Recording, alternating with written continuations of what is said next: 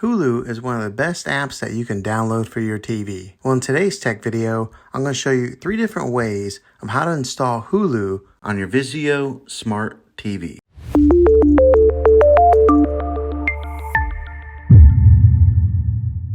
It can be really frustrating if you want to watch some of the great content that is on Hulu and you find that your TV is unable to download it. If your TV is an older model of smart TV, then it could prevent you from downloading this app.